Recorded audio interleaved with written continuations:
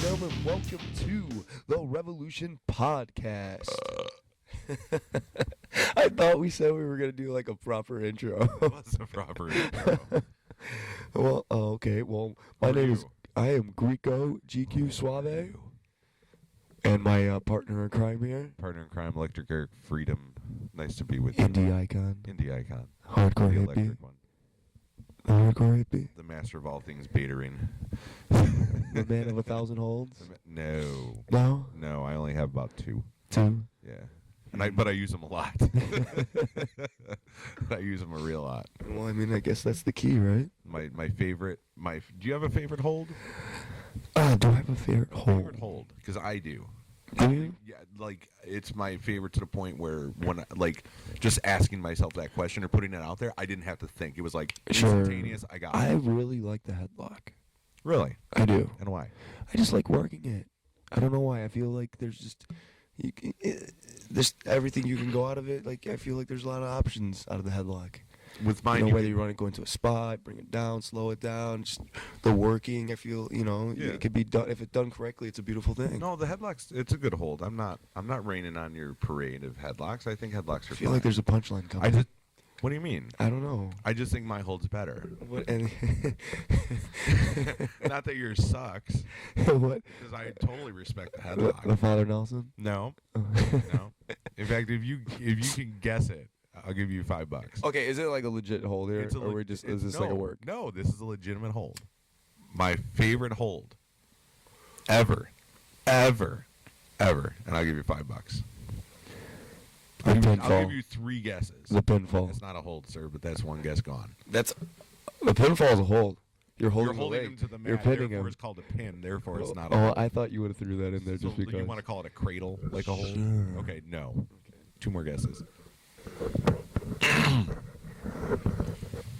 Nothing, huh? Nothing. He's thinking hard. You should see him. He looks... Wrist lock. No. That's 2 holds down. Can you guess Eric Freedom's? The abdominal stretch. No. Ooh. 3 and out. Wow. I really thought it would have been the abdominal stretch. No. What is it? No. It's the rest hold. I knew it. That's my favorite so technically, hold. Technically, you got them all right. Yes, because those could all be rest spots. Yes, that's my rest hold. Well, ladies and gentlemen, welcome to the Revolution Podcast, where apparently the ribs are real. Yes, and the rest holds are wonderful. Yes, that is my favorite. Holds, man. I don't use a lot of rest holds in my matches. Well, that's because you have endurance and are young. Eventually, so. But I feel like I should. I feel like it's kid. Give it 20 years.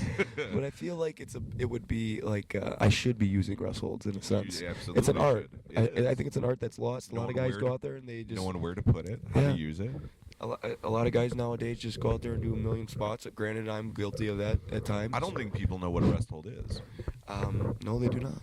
Probably. A rest hold. What is a rest hold? What do you consider a rest hold? When somebody gets lost or blown up. Well, yeah. So here's when I use a rest spot.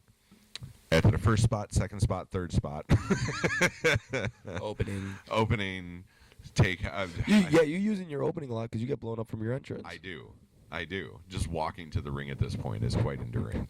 Sometimes the ring is just too far away, and that kind of cuts. So I consider my match time when like my entrance starts. So if they go, you got 15, I'm like, shit. By the time I'm in there, I got 5. So I'm good.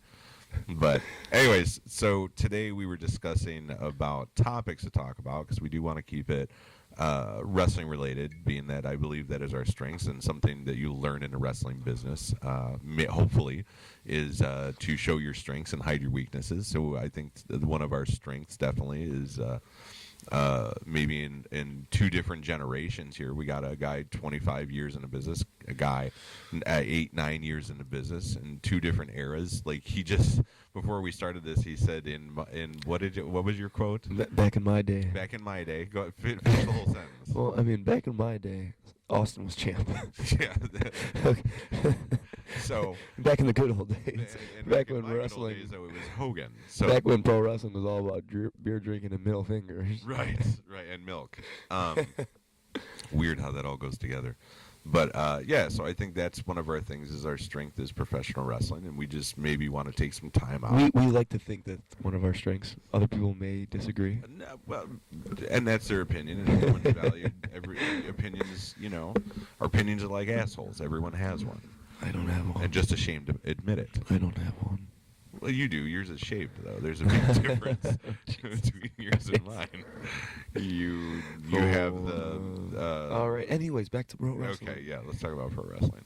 So we want to talk about what's wrong with the wrestling business. So if the topic is what do we think is wrong with it, or maybe what can better it at this point in the game, and we're not talking. I don't think we should include WWE in there because number one, I'm uneducated to it. I don't watch it, and number two, they don't need the help. Well, I mean they do, but at the stage they're on, I don't think they need our advice to try to give to them. Therefore, I don't want to. Unless you don't think Vince is listening? Okay, if he is, it's almost like the greatest scene in Batman: Dark Knight when the Joker says, "Never do something for free." So if that adage is true, I don't want to say that what could fix them and then not get a payday out of it. So Vince, if you are listening, Eric Freedom, will be get a hold of me on Facebook. Yes, I put we'll the work free something in out. freedom. It's not going to be totally free. Well, no, I think what people need to understand, though, is that WWE and independent wrestling are it's completely different worlds. Absolutely. Completely different crowd. Absolutely. Like WWE fans are a lot different than the indie fans. So I think that's where a lot of indies have trouble because they see something on TV and they think it's going to work in front of a indie crowd. And you can't really take what worked on Raw and think it's going to work on the indie because it really doesn't. It's two different things. And and the other thing is attention spans are no different indie fan has the capability of doing anything that Raw can do. Right. Production value, their vignettes and everything. No matter what, it just doesn't work. It won't work. No, I agree. I agree with that. But so when you when you hear the statement, "What's wrong with professional wrestling?" What's the first thing that comes to your mind? The first thing that comes to your mind when you think what could help fix pro wrestling, what would it be? Would it be the way the matches are done, the booking, the who they use, where they run? I think there's so many different. Sure, I think it all goes back to with the newer generation. I think too. Your generation? Newer than me. Oh, guys that are just breaking in now. 5 minutes old. Sure. Okay. Training. I think a lot of guys are getting away from the basic training. You don't really see. We were talking about it earlier in the beginning. Favorite holds. You don't see that stuff anymore. You know what I mean? You don't see basic psychology. A lot of guys are working for spot pops and not match pops. Meaning they're working to pop the crowd or get a crowd reaction by their moves that they're doing and not by the story that they're telling in the ring. And it's hard to get invested in a match like that. There's no emotional attachment. No. If a guy's beating me up in the part of the match, the heat, if he's beating me up, he's bringing it to me, and yet he's not acknowledging the crowd, and it's all just move, move, move, move, the crowd's not going to get behind him. They're not going to build any hate towards him. And then when it comes time for me to baby up and come for my comeback, they're not going to give a crap about what I'm doing because they're not emotionally invested in what we are doing in the ring. So you think that goes back to I think training? I think nowadays it goes back to training because these guys are going out there and they're not understanding storytelling. You know what I'm saying? And there's very few times with the crowds, certain crowds, the storytelling works. But I think now it's been so, the wrestling business has been so overpopulated with move, move, move, spot, spot, spot, that the crowd is so conditioned not to care about basic psychology, and the only time you can make them pop is you go out there and kill each other. Okay, but does that truly fall back on the training, right? So let's put it in perspective. Let's talk out an example, okay? So a kid gets trained. He goes to whoever. Let's say it's someone reputable. Let's say he goes to Harley Race. Let's say Harley Race, he's reputable, right? Sure. Can we agree upon that? We can agree. Harley's the man? We can agree on Harley. Okay. Harley's the man. So, kid goes down to Harley. Harley, I'm sure, is going to train him the right way in respect for the business, how to work. He's a great wealth of knowledge, plus with all the different friends that he has coming through there. I'm sure would you agree or disagree that you think Harley's doing it the right way when it comes to training new guys in this business? Do you think that's a good thing? That Harley's doing it? And do you think he's doing it right? Absolutely. Okay. Absolutely. Okay. I mean, you can't really disagree with that. Okay. So, kid comes out of Harley's camp, right? He's trained in respect. He's trained in old school properties. He's been trained the right way. He gets out there. He's flown the coop. He's out of the nest. Harley's done everything he can do for this kid and set him loose, right? Right. Okay. So now, the kid starts working, like you're saying, pop fest, right? Spot fest, yada, yada, yada. His whole work changes. Is that Harley's fault? No, that falls on the kid. But you said Right, I know. that it falls to training. And that's why you're the dirty old veteran and I'm just the greenhorn. Well, no, but I think training definitely has. I think bad training or a bad trainer or someone that shouldn't be training as far as this business goes, because there's a lot to it. I think that can be instituted at that point. I think if you have a trainer who doesn't know what he's doing and just wants to teach you spot fest because he's taking your money and doesn't really fucking care, yes, that happens at training. And I think that is probably half the fucking problem, right? But Sure. The other half is no matter how good your training is, no matter who your trainer was, it's the individual's choice to change that way. So he's being subjected to it in some way, whether it's working other indie shows, which is probably where he's seeing it. Because WWE just started pulling that spot fest within the last 10 years. It wasn't really like that. There were stories in the ring. Sure. The dynamic has changed because the attention spans got shorter, so that's why we have these bullshit fucking matches. So it's not WWE's fault, I don't think. I'm not saying Right. that it is, So where are they learning it?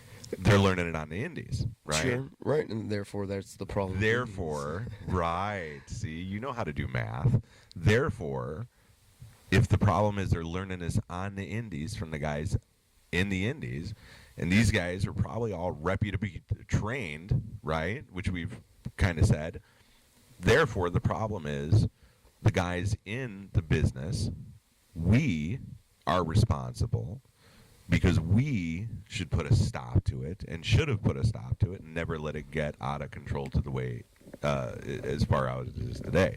So to say it's just the trainers, I think, is not necessarily true. And I think all of us are responsible for what happens on shows that we are at, whether we're invested in that company on a personal level, business level, doesn't matter. Like, I'm there just to do a job and get paid and go home, that's fine, but I'm still care about this business enough to be the one that I should be the one to step up and say something. So it's kind of our fault also. Yeah, and like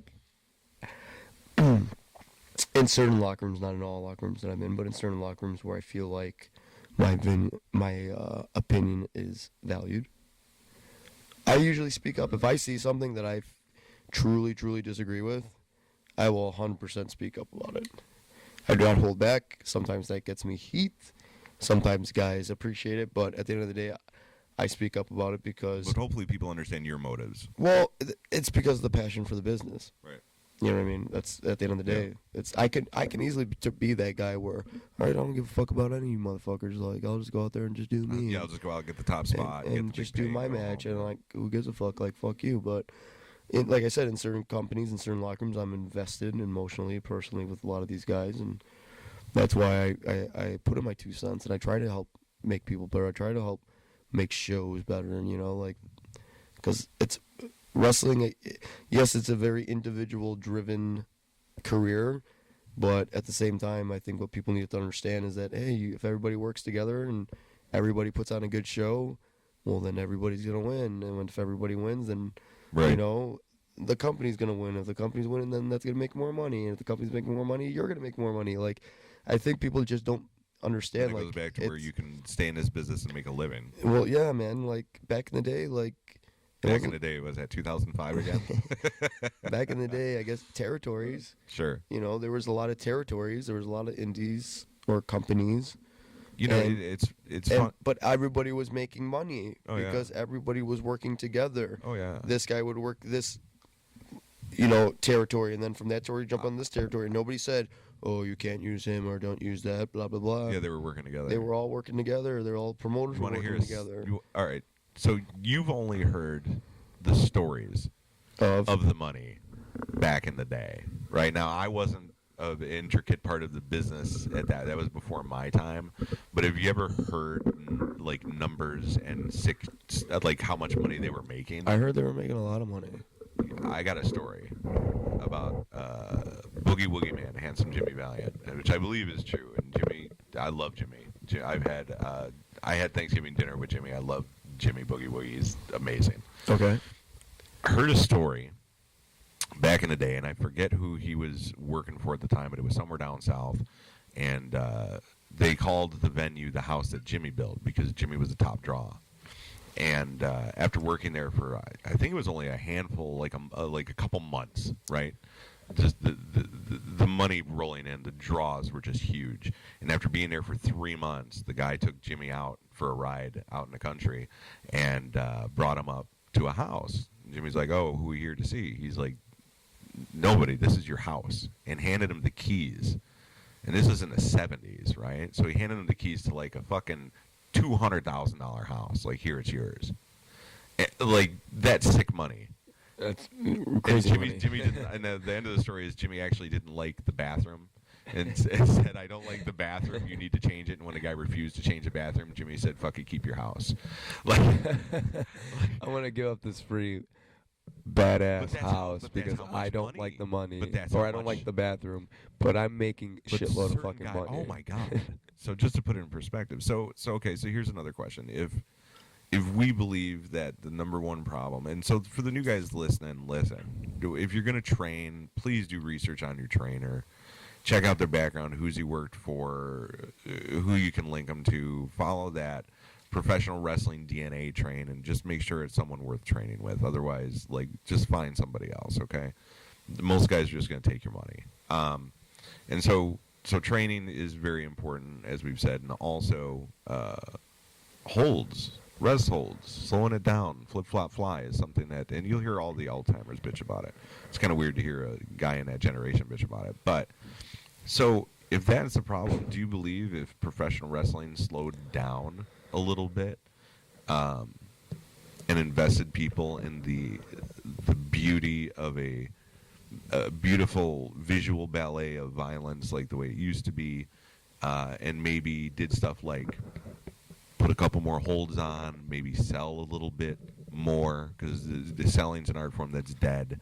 Do you think it could bring the business back a little bit to people think maybe it's not entertainment again because something has changed? Because so far the evolution has been go bigger, go harder, go faster, bigger finishers, bigger this, bigger that, the higher, like everything's just moved to this visual onslaught. So if you change something in what they've been programmed to see over the last 20 years would be slow it down and sell, right?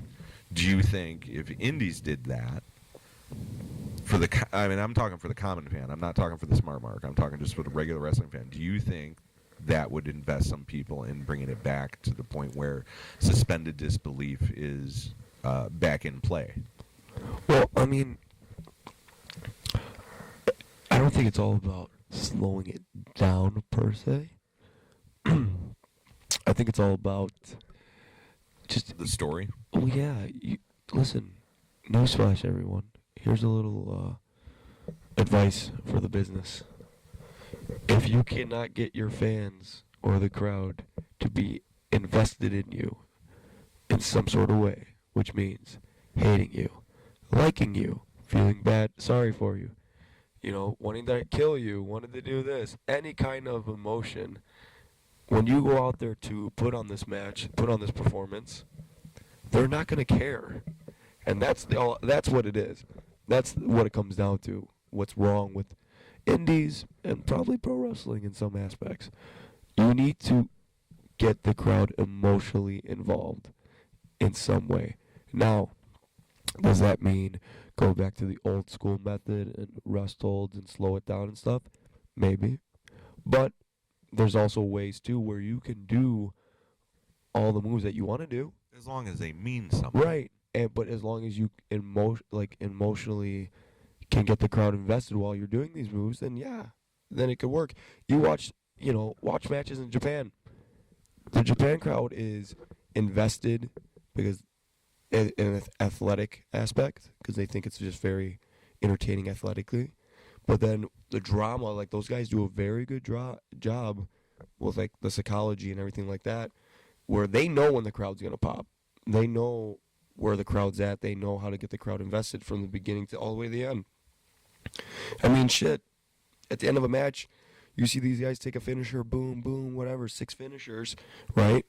Go finally, the finish happens, 1, 2, 3, oh my god. And you see these fucking refs and shit running into the ring with ice bags, putting on their fucking necks, like they would on a fucking MMA fight or something, right? Okay, that right there is emotionally getting the crowd in. Right. They believe in the physicality. Exactly. Yeah. So there's a way of doing all these moves and doing all these spots and stuff, but it's all about the selling it to the fans, emotionally and physically. Sure. And the thing is, like,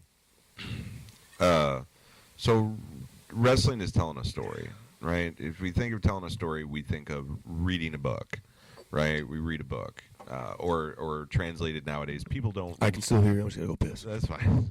But people can't. People don't read anymore, right?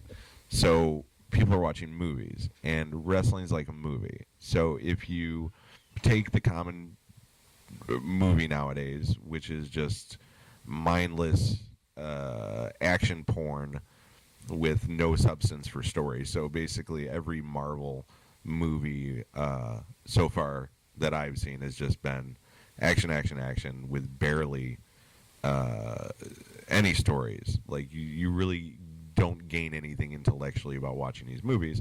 Therefore, it's like wrestling. If you're doing these fast-paced matches, no story behind them like these action movies, like, yeah, it's okay and fun to watch a little bit, but you can only have so many explosions.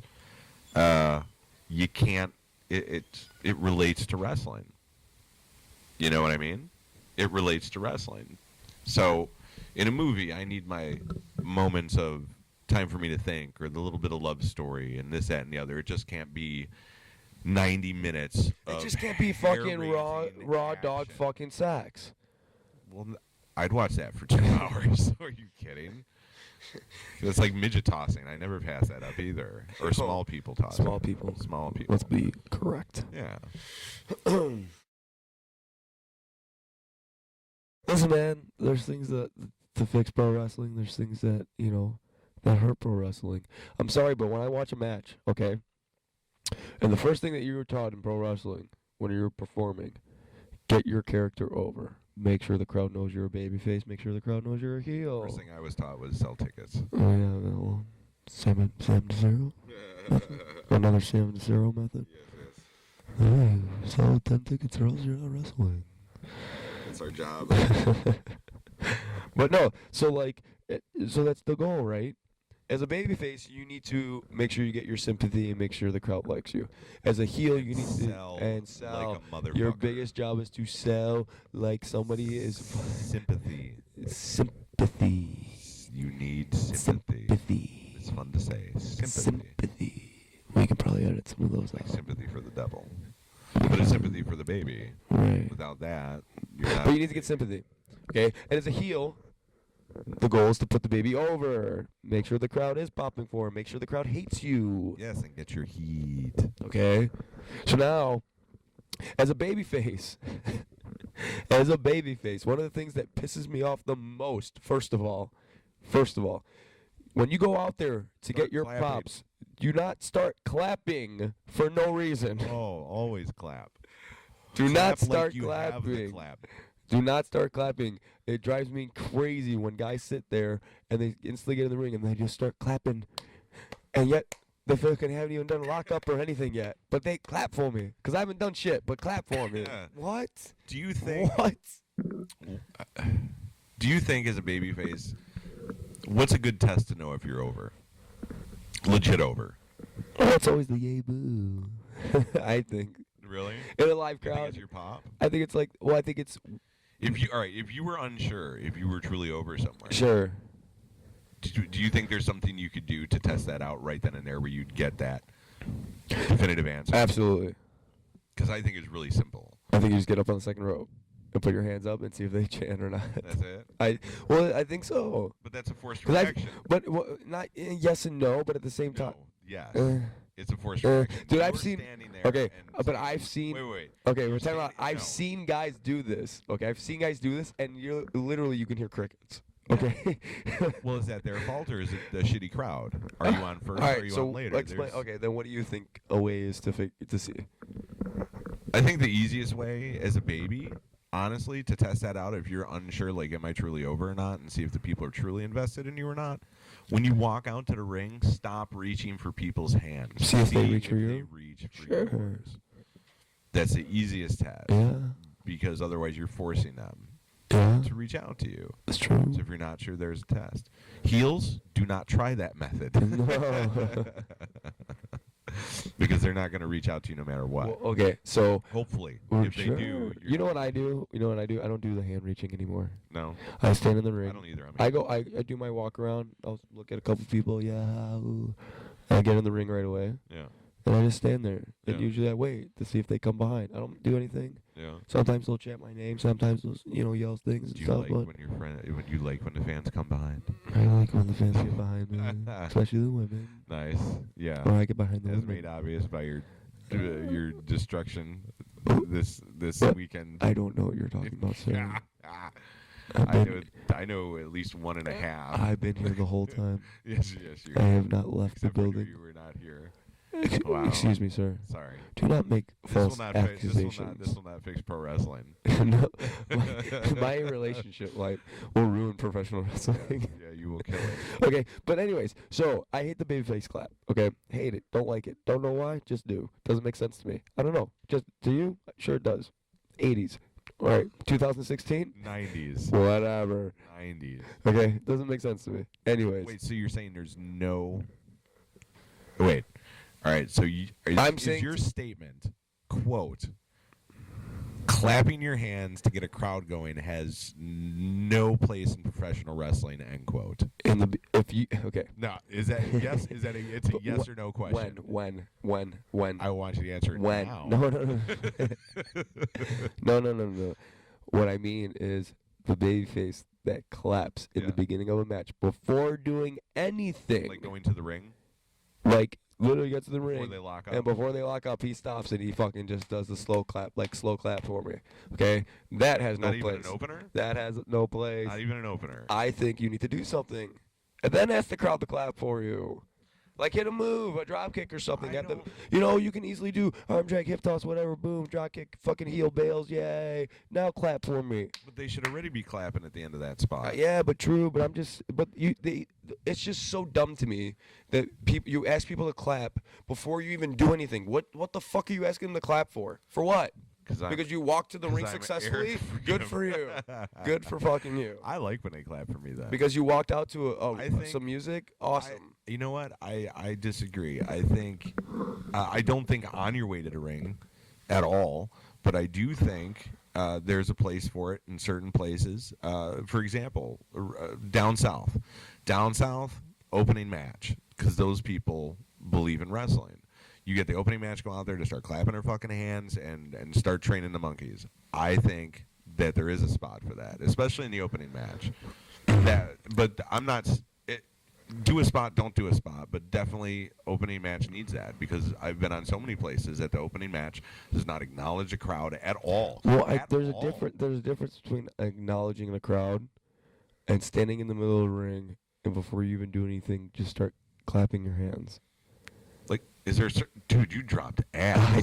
Did you smell You that? leaned right over. I didn't think it was going to hit me in the face. It went in my mouth. It was like a fucking 3-point swoosh. Oh. Sorry. Do I have freckles? I get a Do I have freckles? the water in Cadillac, Michigan is not that great. No. Well, I'll tell you right Doesn't now. smell that good. Okay. I was going to say, man. So anyways, I don't want to get. I don't Your want. voice changed, but your breath smells the same. That's a fart joke. Oh, speaking of that, I learned something interesting. We'll go back to this topic here in a second. I found out today through Wikipedia and some other medical sources why farts smell. Why is that? So deaf people can enjoy them too. There you go. And the good thing about doing this is we shouldn't get any heat for that, technically. So I'm just saying. We should be okay. wow. Unless someone rats me out. Oh man. But I think I hopefully they won't. But hey, you draw heat, you draw rain. Hey, man. Anyways, all right. So I hate clapping when you're just. anyways. I agree and I slightly. And there's listen. So anyways, as I was talking about the babyface, I just hate when a babyface does this, obnoxious shine and literally blows their load in the first 30 seconds of the match. Let's do 6 dives. Let's do this. Let's do that. Oh yeah, I'm gonna give you a boss or British Bulldog power slam. Okay. All in the beginning of a match. I can't believe you're saying this and you're interested in Ring of Honor.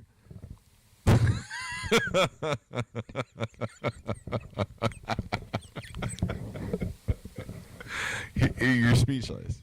Do you want to recant? No. We're going. I love the uncomfortableness you're showing. You look like you're constipated. First of all, bro, you watch a Ring of Honor match, they do not sit there and throw all finishers in the first 5 minutes of their match.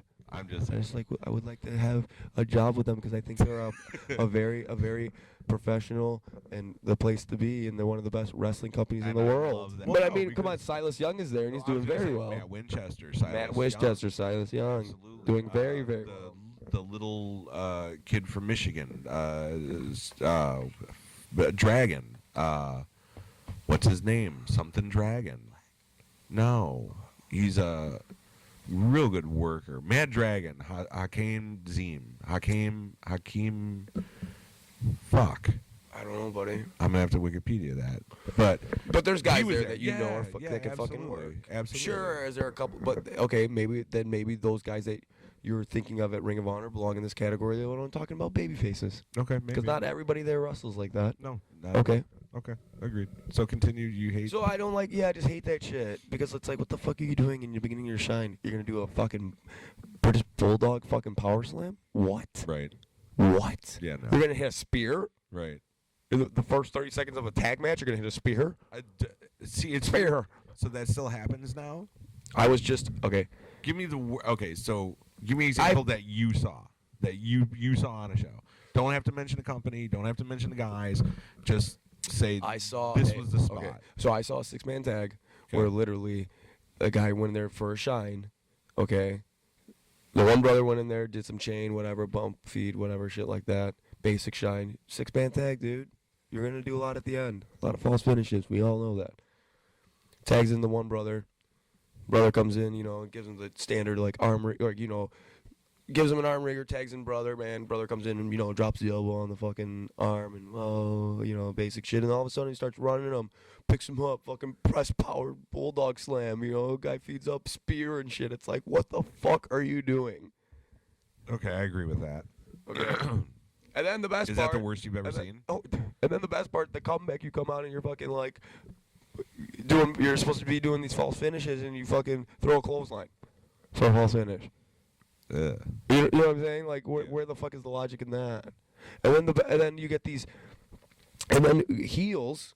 My biggest problem with heels is these guys go out there, they do all these fucking moves sometimes, and they don't get heat, or they do all these crazy oppressive looking moves. All right, motherfucker, why the fuck am I gonna boo you now? Yeah, I'm gonna cheer for you. I'm gonna cheer for you. Now Look, I'm that's confused awesome. that no one knows. Why would I cheer this guy that's getting his ass kicked if you're fucking awesome? The worst case of opening spot is that I've seen, on a show, seriously, was we were in Southern Illinois, and opening matchup. Both get to the ring, right? And bell rings. The two guys lock up. The one guy, the heel, I assume, gave the guy a kick to the gut and DDT'd him. And they went another 10 minutes. That's the worst I've seen. How do you not run out there and just Beat the shit out of these At guys. that time, I was one of those guys we talked about earlier that just wouldn't say anything, even though it was wrong, because I wasn't like etched into the company, so to speak. So I had my own spot to save, and if that's what I don't know, but if that's what the promoter told them to do, fuck it, I'm getting a payday, and I'm here to secure my you know spot. what? And maybe sometimes that's the problem. And Maybe I- sometimes promoters are the problem too. Maybe, and I'm not, Maybe there's not enough direction for certain guys. You know, I know a lot of promoters, they I trust agree. their guys yeah, I agree. and say, hey, go out there and do your thing. And there's nothing wrong with that if you have guys you can trust. I But agree. I believe if there's like you're bringing in some new talent to try out or something like that, you kind of got to lay some guidelines the maybe. first time I've ever experienced this in my 25 years, and I thought it was the most ridiculous thing ever. But it's kind of like what we're talking about now. Back in 1995, I got invited to go work for Coach Kurt up here in Michigan. He ran out of Detroit. It's called Motor City Wrestling. He saw me at a thing and booked me to come up there. And so we get there, and he's shooting TV at the State Fair. And I get there and start getting dressed and changed. I got to work 3 times on this thing, whatever. And he hands me a piece of paper that is typed on. Okay. And I'm like, cool. I don't know what it is, but he's handing it to me. And I grab it and I look at it, and it says Turbo Eric Freedom, because I was Turbo back in the day, versus so-and-so, and laid out, like, key elements of that match that he wanted. But did he lay out the whole match or just certain spots that he wanted He to laid have out in the the match? shine, he laid out the heat, he laid out the comeback and the finish. So, And I was, so you pretty much planned your whole match. yeah. Okay, that is Now never we heard of. now we did deviate. We did deviate, but we gave him close enough to what he wanted where it was cool. And I was honestly only being 5 years in, you know, you're still kind of green, but I was like kind of offended.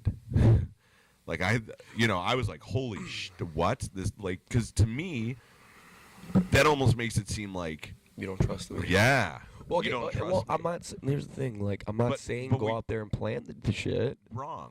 I think certain people, You just do? as I do, Okay.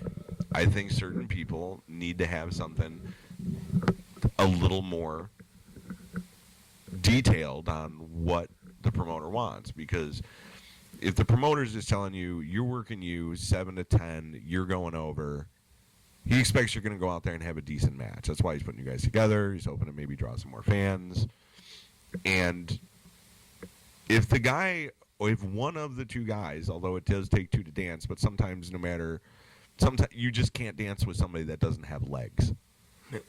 True. Right? Very true. Very true. So it's not always both guys' fault. And I know usually in this business, both guys get the heat for it because someone should have been smarter, someone should have stopped it, someone should have taken it home.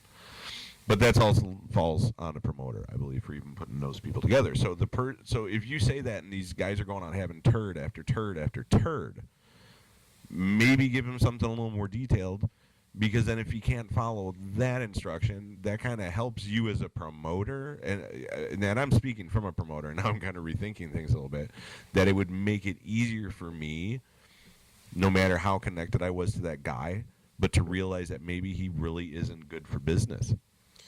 Yeah, I think that's another thing. I think promoters need to take more pride in their business, and actually look at what they're booking. There's a lot of times where guys just book guys to book them, whether because they're cheaper or because they're my friend and stuff like that, and that's great. But at the end of the day, like, you're trying to make money. You're not trying to make, like, what'd you get in this business for? To make money or friends? Money. Like, that's why we all got in this business. Yes, did you make friends along the way? Absolutely, and that's cool. I Right? made more acquaintances. You've definitely made more acquaintances Than I than made friends. friends. Sure. You know? So, at the end of the day, why would you, if a guy's not producing for you and you know that, why keep him around? I've always wondered that. Why do you keep somebody around? Have you ever seen Wayne's World? Yes, I have. Are you surprised? Yeah, I am. Are you really? A little bit. Yeah. You remember the part where Garth wouldn't change and he said, "I fear change." Yes. That's the promoter problem. Yeah. I agree. They fear change. I agree with you 100%. So it's because that guy is loyal, no matter how not good that person is or how much help that person needs. It doesn't matter because that person's loyalty rings through sometimes a little louder, and that's the problem. Loyalty is great. Loyalty is huge. Absolutely. It's obviously, but at the end of the day, you can have both. At the end of the day, what do you want? Do you want loyalty with one guy in the locker room, or a couple guys in the locker room that are not producing for you and not putting out a product that that is going to make you money, or you want a couple guys that you can fucking count on to have a good match and make fucking money off them? Because I guarantee you, there's a lot of people in fucking WWE. I know this ain't about WWE, but there's a lot of people at fucking WWE that probably are very hard to do business with, or probably don't listen to for shit. But yet Vince knows he can make money off them, and that's why they still fucking have a job. And that has nothing to do with loyalty. It really doesn't. Right. That's because Vince thinks one thing: can I make money off you? Sure. And if I can make money off you, you're valuable. Yeah. That's what works. And the definition of loyalty, and I'm speaking just for myself. Okay, I don't want to say anyone else believes this, but I believe when the boys have loyalty to someone, like a promoter, it's because that promoter's helping them out with their own agenda, whether it be money or top spot or your champion or whatever. 9 times out of 10, I believe there's actual loyalty because they're getting something in return, more so than just a company to wrestle for. 100%. Yeah. And you know what? How many times have you been in a company where you saw someone who you thought was loyal, and when that person didn't get their way or something didn't go down the way that they wanted, they were gone. All they of a were sudden, gone. Oh, yeah, yeah. It's like do it's all crazy. now, so, like, it's funny because do I consider myself like a loyal person? To a certain extent, yes, but you are, but at your the same loyalties time, run deep. Certain right. At the places, same time, I know where don't. to invest that. I like to believe that my loyalty is not the reason why I get a certain position in a company or why I'm booked in a certain match. I believe like me going out there and producing what I produce is what's getting me those spots. Babies. Like baby faces. Yeah. Because you're a good heel. I'm a good heel. What do you think I was saying? I don't know.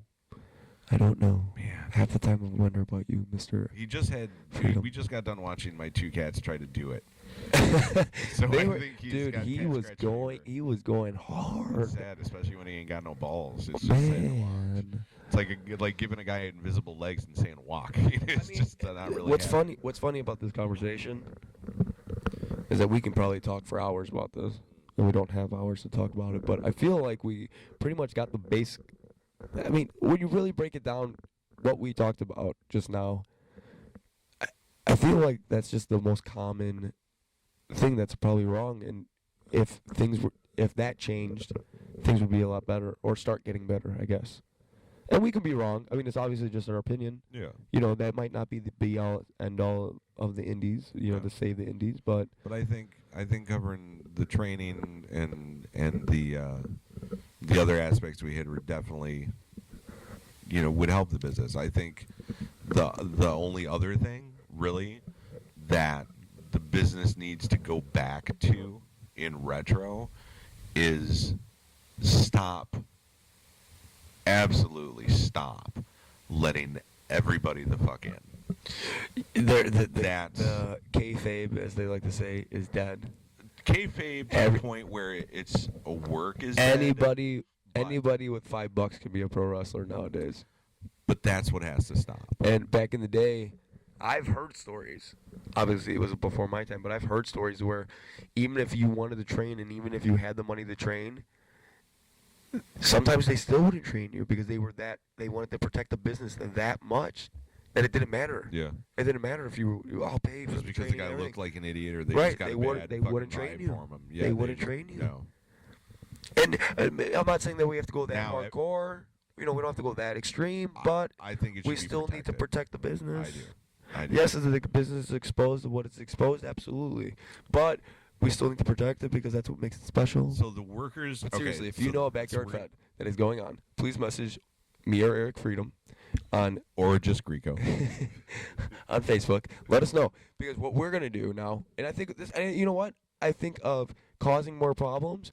We need to just help become a solution. So what we're gonna do, okay, and we'll even videotape this too. This is gonna be great. We'll even start filming a documentary about this.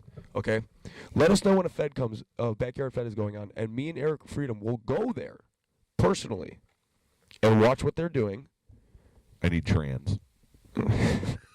And watch what they're doing, and we will actually sit down with these guys and give them knowledge of the business. We will help them and explain to them where they can go for training, why it's important to start training, why it's important to protect this business. We will help them understand why what they're doing is not really helping wrestling and hurting pro wrestling. And how much is that going to cost? If the DVD hits, $9.99. if the DVD hits, You know, if $9.99 I- upside down is a 666. oh Vince. Jesus! Why do you have? Oh no! Let's not do this. Yeah. Let's not do the Illuminati thing now. Yeah. Let's not. Okay.